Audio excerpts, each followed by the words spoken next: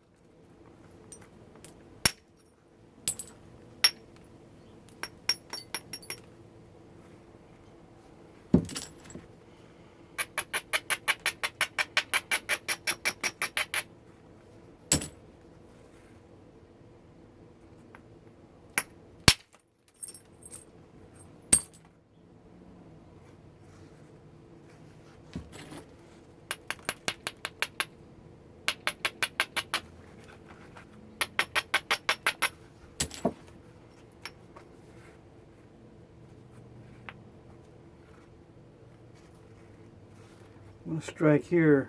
It's not that great of a platform, but I think I can get it.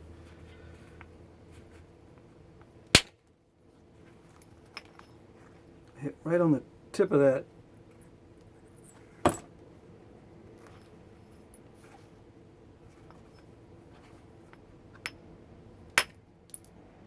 did exactly the same thing on the other side with a very different result. I think it's because of the cortex.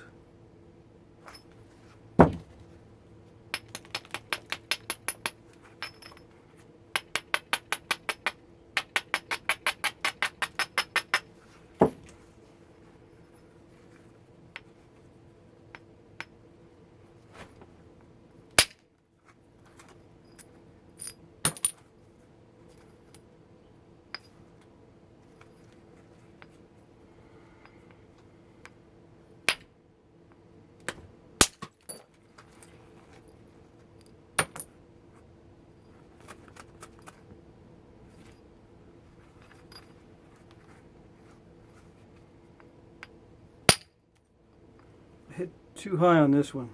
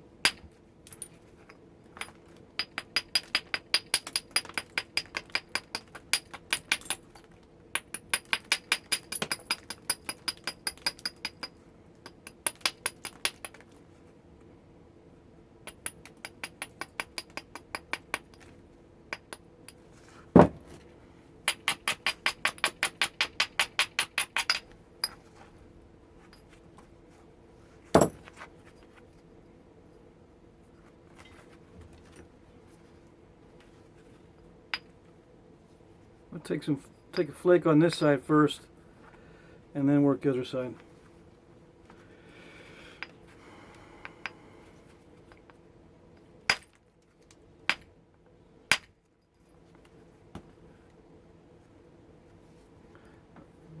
That little flake was supposed to be a big flake.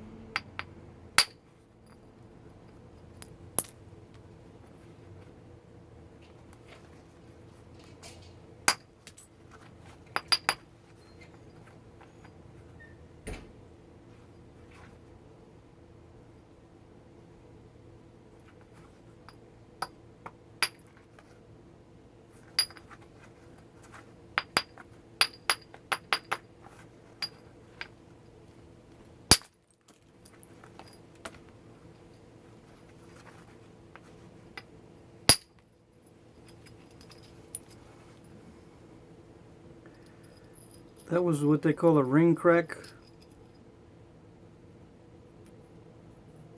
And a lot of people look at that and they say that's a soft hammerstone strike when that happens. So you be the judge whether this is hard or soft.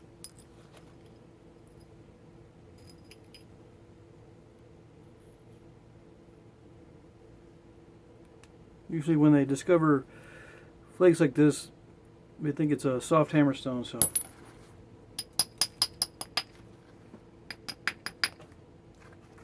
or a billet of some sort, soft billet.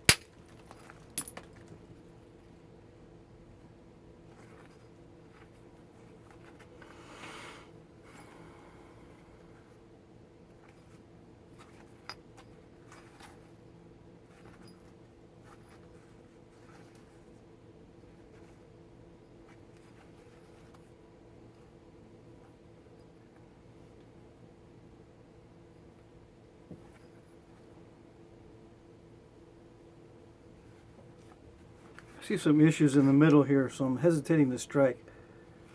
There is there's a void in there, and there's maybe a seam in here somewhere, but I'm not sure exactly. So I got to be very careful in these next strikes. Because the problem area is in the middle. If it was on the edges, it wouldn't be so bad, but the middle, it's very easy to strike too hard and create what they call a radial crack. And I need to do a video on avoiding these radial cracks, because that's what really avoiding the radial cracks is almost more important than learning how to do the thinning flakes.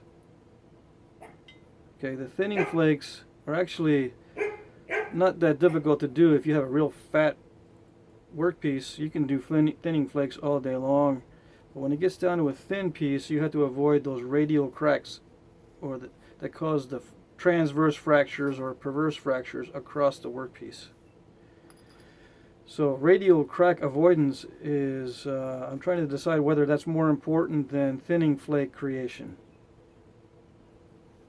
or requires more skill to avoid the radial cracks than to generate the thinning flakes. And I think I'm leaning toward it's more difficult to avoid radial cracks than to generate a thinning flake.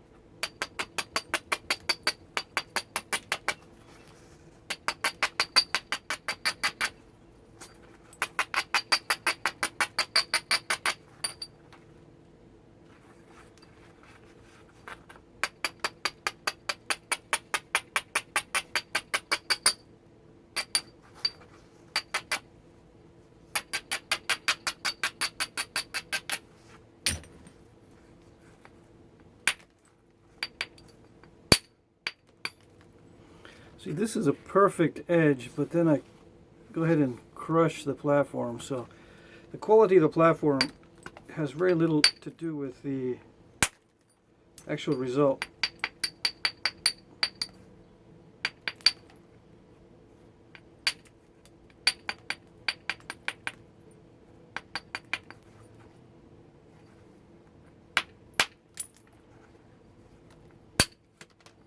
I believe a lot of it is just chance, and you play the odds when you're striking.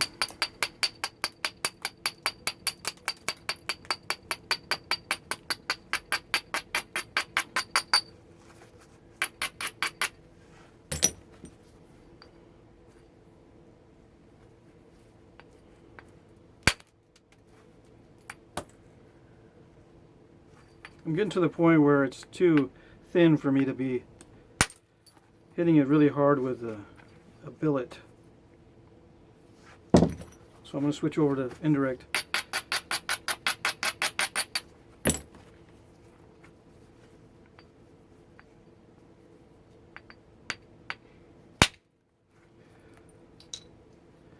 See, I had to hit that pretty hard, and the radial cracks can generate easily from that sort of strike.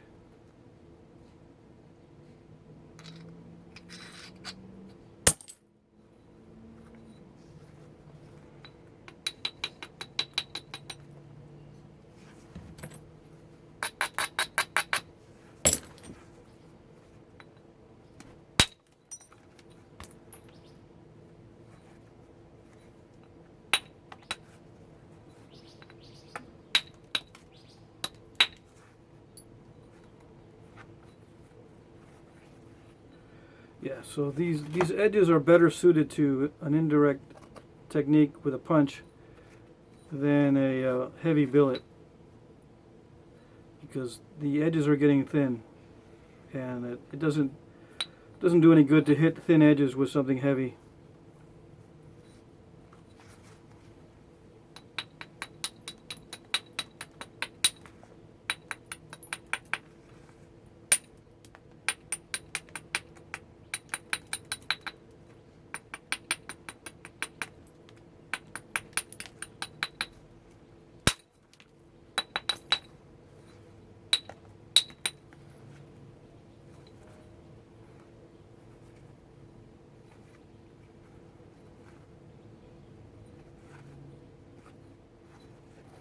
Okay, I'm not sure what I will make out of it, but it's going to be a willow leaf shaped knife or something. I'm not going to get too fancy with this.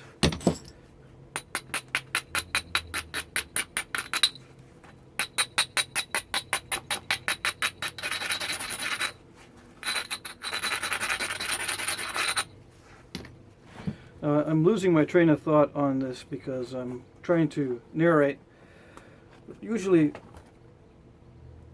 this would take a lot less to get to this point, a lot less time, and it would probably be flatter at this stage if I had not thought about it. But I'm taking safe areas mainly to strike so I don't break the whole thing, whereas if I was not thinking about it, I would probably just be more aggressive and thin it down and take more chances. But this is as thin as I think I want to get this particular piece. It's very brittle, so I might just leave it fairly thick anyway on the finished piece, if you know what I mean, because it is so brittle, and it's something I haven't worked with before. So, well, I have worked chert like this. This is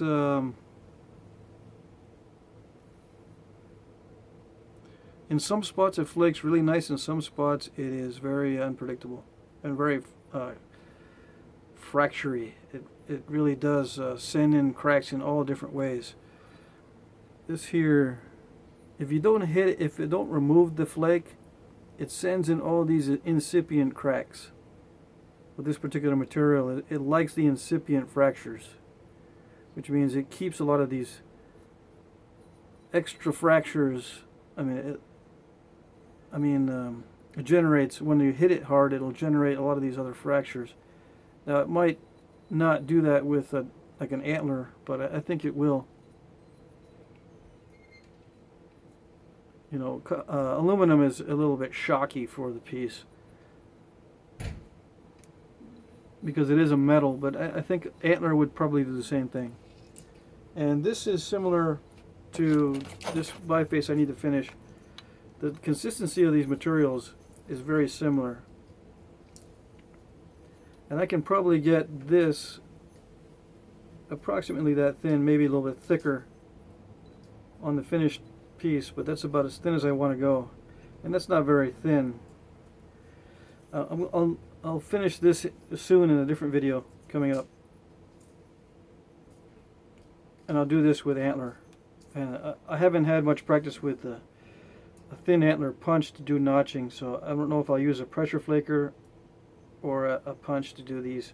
I'm gonna notch this one, and I'm going to try to thin out this lumpy area there, this here, by sending in a flake or two.